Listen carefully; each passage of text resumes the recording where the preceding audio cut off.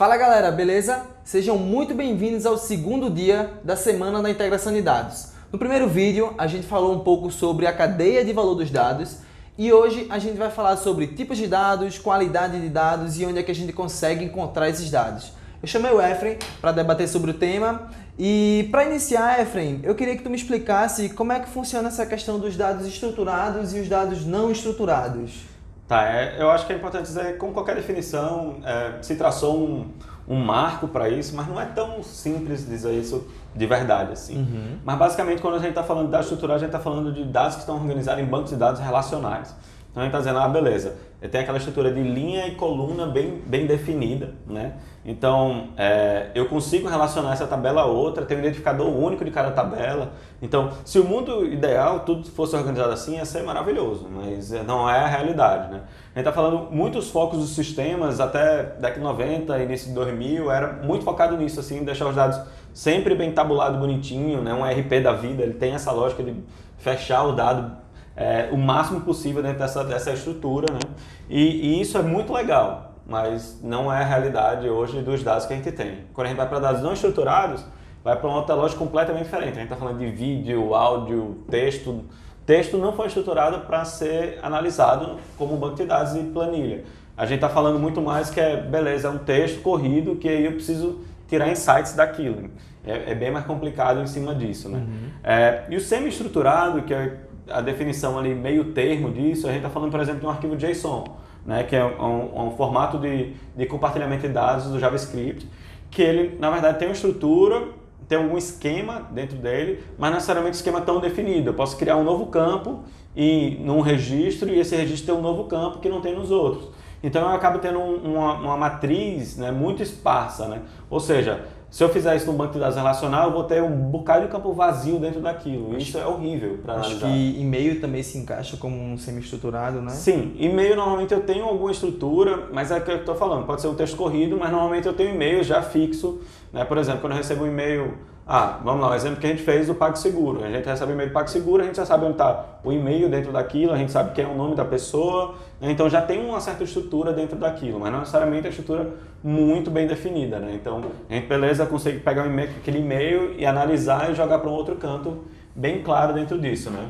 Efraim, me corrija, eu separei aqui 3 exemplos de dados estruturados: tabelas, planilhas e CSV, tá correto? Exato, porque é muito bem definido e, por exemplo, um CSV, além de ter separado por vírgula, tem separado por tamanho da coluna, né? Então, por exemplo, o formato da Febraban para contas de telefone, ele tem exatamente um tamanho definido dentro daquilo. Então você sabe qual é o tamanho dentro dos dados, não necessariamente ele tem uma vírgula, um ponto e vírgula separando, né?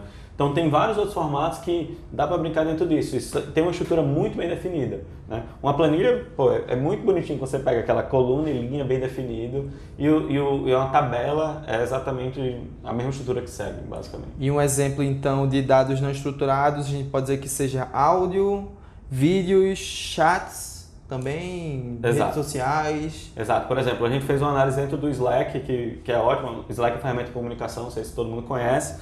Mas a gente pegou os dados dentro do Slack e fez análise de grafo dentro daquilo. Então a gente pegou, beleza, quem é a pessoa centroide dentro daquela análise? Ou seja, a pessoa que realmente todo mundo se comunica com ela, né? Então a gente tem uma pessoa lá, o Marcelo, por exemplo, era um cara que sempre, o nosso CTO, ele é uma pessoa pivô dentro de qualquer conversa lá dentro, né? A gente sabe dizer, beleza, quando é o melhor horário para ter uma reunião que está todo mundo desmotivado?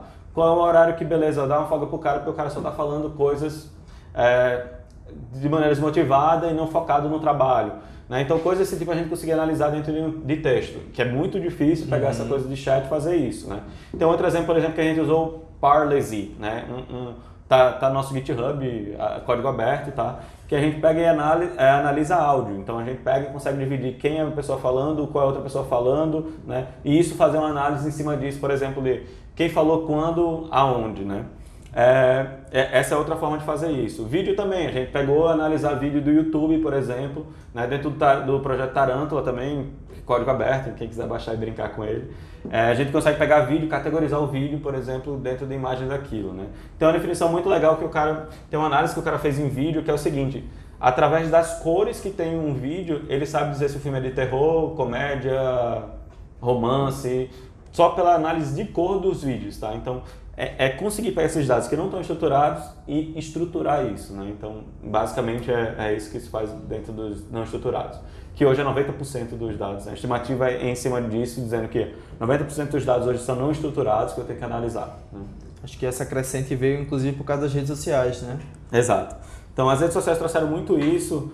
Por exemplo, a análise que a gente fez é pegar o Twitter e ver região de São Paulo quando alguém for roubado. Então, eu vejo, fui assaltado, acabaram de... Então, coisa desse tipo a gente consegue analisar e dizer, beleza, a gente consegue ver como está uma região, se está aumentando ou não, por exemplo, o assalto. Então, acho que é uma análise que a gente fez dentro de rede social, né, que a gente consegue puxar. Outra análise que a gente fez, por exemplo, o pessoal da NZN, que a gente puxou todos os Facebook, né, de tecnologia, jogos e aí ver exatamente quem está falando o que sobre o que. Então, hoje eu quero saber quem está falando sobre Motorola. Então eu consigo ver exatamente por dia quem é que está falando, o que está falando em cima disso. Então, vocês utilizaram o Tarântula, não foi, nesse projeto? A gente usou o Tarântula e o Pentaho, né? Então o Pentaho Data Integration a gente usa muito ele, né, nessa parte exatamente de orquestrar o que está puxando. Por quê? Porque eles não postam na mesma periodicidade, por exemplo. Nem quando a gente fez junto web, Facebook, Twitter e YouTube. Então a gente puxou esses dados e comparou e categorizou cada um. Então a gente trouxe desse mundo não estruturado para uma estrutura, um esquema que a gente definiu para conseguir todas as análises que a gente precisava. Massa. Galera, quem quiser conhecer o Tarântula que o Efraim apresentou aqui, é só entrar no nosso site, vai ter lá uma aba chamada Toolkit. Lá a gente tem vários produtos que nós criamos que são abertos, você pode entrar, baixar e testar, beleza? Massa, Efraim, eu entendi então um pouco sobre esses tipos de dados, como é que funciona hoje. E agora eu queria conversar contigo sobre qualidade desses dados. Com esse aumento, né, do número de dados não estruturados, como é que ficou essa questão da qualidade desses dados? Por exemplo,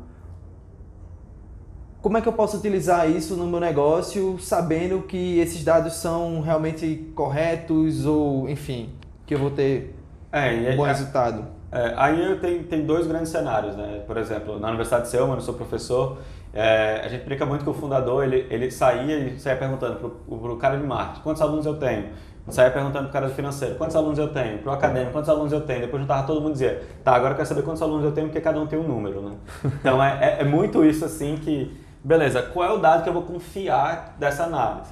E hoje a pergunta não é mais nem tanto isso, a pergunta quando a gente está falando de dados não estruturados qual margem de erro eu topo ter em cima disso, né?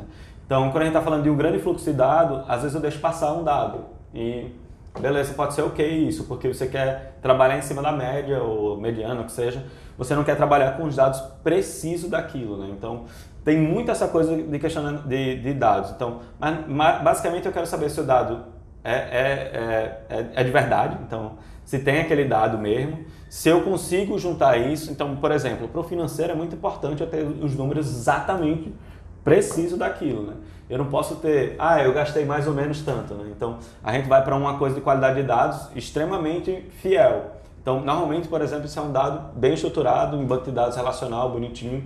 Então, eu vou focar muito na qualidade daquele dado, de beleza, aquele dado é realmente real, é realmente o dado que eu estou querendo assumir, é aquele dado que, beleza, é quente, não é um dado que eu peguei de qualquer canto para botar ali, né? Então, é muito em cima disso que a gente está falando de qualidade de dados. Agora, por exemplo, você vai pegar da Google Play, a quantidade de baixar, de downloads, por exemplo, não é um número real, é um número aproximado. Então, é uma lógica que ele foi que, beleza, não importa de verdade o número real, não importa se eu tive 1 milhão e 1 downloads, eu quero saber se eu tive mais ou menos 1 milhão. Então, ele foca muito naquilo e a estimativa normalmente é até 30% de erro tem, por exemplo, na Google Play, que a gente pensa o Google, né? Quando pensa o Google, então eles têm essa margem de erro, mas onde pode, né? Onde não pode, não pode ter essa margem de erro, por exemplo. Eu tenho realmente que ter o dado muito fiel ao que eu estou querendo analisar. Então, hoje a discussão é muito mais essa, onde eu posso ter margem para erro na análise de dados, onde eu não posso ter uma margem de erro para análise de dados. Né? Entendi, Efraim. E, por exemplo, se eu quisesse hoje na minha empresa buscar um banco de dados pago, assim, onde é que eu encontraria? Quem são as empresas hoje que me fornecem essa quantidade de dados assim relevante? Hoje, principalmente com as novas leis, tanto na Europa como no Brasil, tem que estar muito claro de onde você pode comprar esses dados, né? Então, comprar dados não é uma coisa feia, nem uma coisa ilegal, mas você tem que saber exatamente quais são os players que fazem esses dados venderem bem. Por exemplo, Serasa tem uma base de dados boa para vender em cima, Axiom da vida, Inloco Media. Então, assim, eles têm esses dados bem estruturados, todo legal, que você pode comprar para fazer análise em cima disso, né? Então, são data brokers, né? Então eles são negociadores de dados, mas que têm aquilo tudo estruturado. Existem outros marketplaces, por exemplo, da vida, que você consegue procurar dados em cima disso. Mas depende muito do que você quer analisar, né? Então tem a Nelway, por exemplo, é outra que vende muito dados sobre empresas, sócios, etc. Mas você tem que entender quais são os dados que você precisa e procurar esses dados. Muitas vezes você não precisa nem comprar, você pode realmente fazer uma análise de rede social, web, etc. que pode trazer esses dados. São abertos também, né? Como o IBGE, o Datagov. Tem esses dados abertos que a gente pode pegar e puxar de boa. O IBGE tem muita base de dados para isso. Por exemplo, uma análise que a gente fez é pegar a quantidade de empresas e pessoas que existem para saber densidade, por exemplo, para abrir um polo de EAD. Então, esse tipo de análise é importante ver, porque se eu tenho muitas empresas, então eu tenho renda e tenho muitas pessoas naquele lugar, é um lugar legal para botar, por exemplo, expandir uma universidade. Então, coisas desse tipo a gente consegue fazer e com dados abertos, como o IBGE já tem, dados.gov tem, se você pegar aí, diversas prefeituras vão ter dados abertos também, sabe? Então, tem muito dados disponíveis, né? A gente tinha um projeto chamado Transparência, né, que era do LabTransp, da UFPB, que é um case que financiou durante muito tempo. Eles faziam análise em cima disso. Então, eles pegavam, por exemplo, imposto feito IPTU, trazia, e foi legal, porque é uma análise que a gente fez para mostrar que quem tem grandes terrenos não é quem paga IPTU. É quem tem pequenos terrenos é que paga IPTU, e os grandes terrenos, na verdade, deixam de acumular dívida até a hora de vender aquele terreno. Então, análise desse tipo a gente consegue fazer com dados abertos, que hoje tem disponível diversos dados. Assim. Então hoje existe essa possibilidade, né, de a gente juntar os dados internos que a minha empresa gera com todo esse universo de dados externos também, né, que existem redes sociais, esses dados que a gente pode comprar também, e os dados abertos, né? E hoje lá na OnCase, que ferramentas a gente utiliza para fazer todo esse processo de juntar esses dados externos com os dados internos da empresa? É legal falar porque, assim, antigamente a gente focava muito nos dados internos da empresa, né? Então a gente fazia muito... A OnCase já tem uma vida longa dentro disso e era muito focado antes, a análise, vamos dizer, há 10 anos atrás, o foco era: eu preciso fazer um DRE, eu preciso ter o relatório comercial bem feito. Hoje a gente vê muito mais projetos, beleza, eu preciso puxar dados externos para validar alguma coisa. Então, isso é legal e essa é a beleza, por exemplo, de análise de dados. Quando eu consigo juntar dados externos da minha empresa com o interno da minha empresa, eu consigo tirar insights em cima disso, né? Hoje a gente usa algumas ferramentas para isso, né? O Parlez que eu falei, por exemplo, para análise de áudio, o Tarantula que eu falei que, beleza, a gente consegue puxar dados de redes sociais, web, etc. A gente usa o Pentaho Data Integration muito para orquestrar isso tudo, né, dentro disso. E para analisar a gente usa outras ferramentas, por exemplo, o próprio Pentaho tem, a suíte Pentaho tem muito disso, né? A gente usa o Cloudera, por exemplo, se a gente precisa fazer um stream de dados muito forte, né?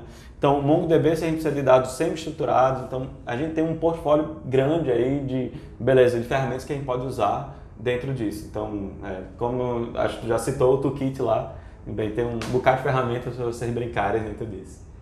Legal, legal. Inclusive até é diferente, né, o processo desses dados não estruturados por dados estruturados, né? Nos dados estruturados a gente utiliza o famoso ETL, né?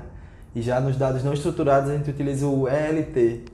Porque a gente precisa extrair primeiro antes de carregar. Então, porque o ETL é Extract, Transform, Load. Então, eu extraio, transformo e depois carrego, né? Que esse é o tradicionalzão, né? Que todo mundo já utilizava aí. Quando a gente pega, é o contrário. Eu preciso extrair, carregar e depois transformar esses dados. Como o volume é muito grande, foco em coletar, carrega tudo ali e depois é que a gente vai transformar com...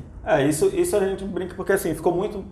Hoje é infinitamente mais barato um storage do que antes. Então, a gente consegue coletar muitos dados e é barato hoje guardar dados. Barato a gente está falando em escala de grandeza, né? Mas assim, então por isso que o pessoal hoje está muito focado em, beleza, trazer esses dados, carregar e depois que eu vou ver o que eu vou fazer. Né? Então hoje está bem focado nisso. Chegamos ao fim do segundo dia da nossa semana de integração de dados. Amanhã vamos abordar na prática os processos de extração e transformação de dados.